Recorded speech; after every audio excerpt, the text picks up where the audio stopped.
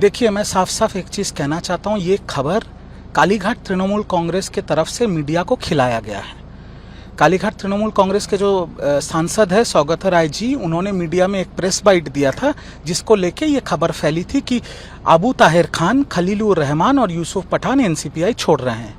और देखिए, ये हो सकता है कि वो मुर्शिदाबाद ज़िले के सांसद हैं, वहाँ वो माइनॉरिटी एरिया है, तो शायद उनको कुछ दिक्कत हो सकती है लोकल एरिया में, क्योंकि वो एनडीए का समर्थन कर रहे हैं। बट मैं साफ तरीके से आपको ये कहना चाहता हूँ कि ये सिर्फ जुमला है, ये झूठी खबर है। कोई एनसीपीआई नहीं छोड़ रहा है। हर एक सांसद जो एनसीपीआई में है वो एनसीपीआई में रहेगा। उल्टा खबर यह है कि कालीघाट तृणमूल कांग्रेस से 2 और सांसद छोड़ के एनसीपीआई ज्वाइन करने वाले हैं। यह है असली खबर, और एनसीपीआई से कोई छोड़ नहीं रहा है, ये जुमला है। वो 2 नाम अभी तक तय नहीं हुआ है, मतलब वो अभी मैं मीडिया के सामने नहीं बोल रहा हूँ, आपके सामने बहुत जल्द आ जाएगा।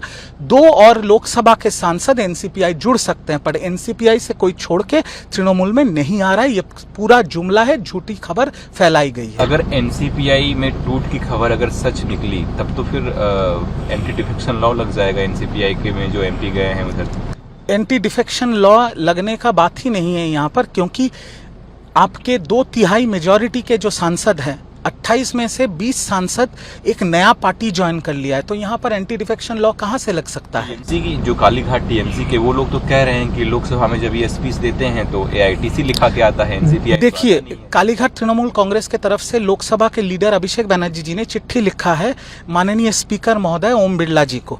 ओम बिरला जी ने अभी तक उसका कोई सिद्धांत नहीं लिया है। आगे ओम बिरला जी जो भी सिद्धांत लेंगे वो सामने आ जाएगा। पर जितना मुझे पता है, अगर 2/3 सांसद एक दूसरा पार्टी में ज्वाइन कर लेते हैं तो एंटी डिफेक्शन लॉ लागू नहीं होता है। और एनसीपीआई से सांसद टूट के कालीघाट तृणमूल कांग्रेस या ममता दीदी के पास वापस आ रहे हैं, ये खबर पूर्ण तरीके से झूठी खबर है, जुमला है। तस्लीमा नसरीन 19 साल बाद कोलकाता में हैं 2 दिनों से। सीएम ने कहा कि आपकी जब इच्छा हो, जब मन हो, आइए, जहां जाना है जाइए, कोई दिक्कत नहीं। देखिए, जो देश के विपक्षी पार्टियां हैं वो ये प्रचार करने में व्यस्त हैं कि भाजपा दूसरे जो धर्म के लोग हैं, जो माइनॉरिटीज हैं, उनके खिलाफ है। तो तस्लीमा नसरीन किस धर्म के हैं? तस्लीमा नसरीन तो बांग्लादेशी भी हैं। तस्लीमा नसरीन को लेफ्ट सरकार ने 2007 में कलकत्ता से भगा दिया था, कलकत्ता से निकाल दिया था। क्यों? क्योंकि उन्होंने कुछ सेकुलर बातें की थी। और जब तृणमूल की सरकार भी थी, तृणमूल सरकार भी वोट बैंक पॉलिटिक्स के चक्कर में तस्लीमा नसरीन को कभी कलकत्ता में आने नहीं दिया। अभी भाजपा का सरकार आया है, परिवर्तन हुआ है, और कल हमने देखा कि भाजपा का नया सरकार और उनके मुख्यमंत्री शुभेंदु अधिकारी जी ने तस्लीमा नसरीन को कलकत्ता में बुलाया, उनको संबोधित किया और उनको ये कहा कि आप जितना दिन मर्जी कलकत्ता में रहिए, जितनी बार मर्जी आप कलकत्ता में आइए। इससे बड़ा सेकुलरिज्म का और उदाहरण कहाँ होगा? तो जो विपक्ष की पार्टियां बोलती है भाजपा सरकार मतलब इस्लाम विरोधी, मुसलमान विरोधी, ये संपूर्ण झूठ है। ये कल प्रमाणित हो गया है। जैसे मोहम्मद का एक टेररिस्ट जो है वो पकड़ा जाता है, और सीएम शुभेंदु अधिकारी ने भी कहा है कि इसका कनेक्शन जो है जंतर मंतर पे प्रोटेस्ट है, वहाँ से भी ताल्लुक हो सकता है, तो कहीं ना कहीं पाकिस्तान से बंगाल का कनेक्शन ये जोड़ रहे हैं। क्या है सच्चाई इसकी, आप क्या समझते हैं? देखिए, जब लेफ्ट की सरकार थी ना, तो जो पाकिस्तान के जो आतंकी थे उनका बंगाल बन गया था एक रूट ऑफ मूवमेंट। पाकिस्तान से बांग्लादेश जाने का रूट ऑफ मूवमेंट बंगाल बन गया था लेफ्ट जमाने में, और तृणमूल जमाने में ये उनका सेफ होम बन गया था। यहाँ पर कोई भी आके मालदा, मुर्शिदाबाद ऐसे जगहों पे छुप के रहता था। बहुत पहले भी तृणमूल जमाने में भी आतंकी पकड़े गए। ये जो नया आतंकी हमीद मंडल बोल के जो बर्धमान से जो पकड़ा गया 2 दिन पहले, कल आईजी एसटीएफ ने एक प्रेस कॉन्फ्रेंस में कहा, बहुत बड़ी बात कहा, कि जंतर मंतर में जो छात्र और युवाओं का प्रोटेस्ट चल रहा था, जांच पड़ताल में यह पता चला है कि जैश ए मोहम्मद से हमीद मंडल जो आतंकी है, उसको ऑर्डर दिया गया था कि पुलिस का वर्दी पहन के जंतर मंतर में जाके आतंकी हमले करो। आप सोच रहे हैं कि कितना बड़ा घटना घट सकता था जंतर मंतर में। अभी भी अगर देश के कोई लोग सोच रहा है कि सरकार ने आंदोलन में जो आंदोलन कर रहे थे उनकी सारी बातें मान ली, सारी जो उनकी टर्म्स एंड कंडीशंस थे उनको मान लिया, धर्मेंद्र प्रधान जी ने इस्तीफा दे दिया सिर्फ उनके प्रेशर में, मुझे लगता है वो गलत सोच रहे हैं। इसके पीछे बहुत और कहानियां हैं। और कल आपने देखा कि भारत के एनएसए चीफ अजित डोवल जी ने भी ये कहा कि भारत जिस तरीके से आगे बढ़ रहा है, भारत के बाहर के भी उनके दुश्मन हैं और भारत के अंदर भी दुश्मन है, और हमें नजर रखना पड़ेगा भारत के अंदर में जो भारत के दुश्मन है, जो इस देश को तोड़ना चाह रहे हैं। वैसा ही ये व्यक्ति है हमीद मंडल, जिसको पकड़ा गया और जो पुलिस की वर्दी में आतंकी हमले करने का नक्शा बना रहा था जंतर मंतर प्रोटेस्ट में। अतुल लिमाय आरएसएस के लीडर हैं, उन्होंने सीजेपी प्रोटेस्ट के बारे में कहा कि वहाँ पे एंटी नेशनल एक्टिविटीज़ हो रही थी।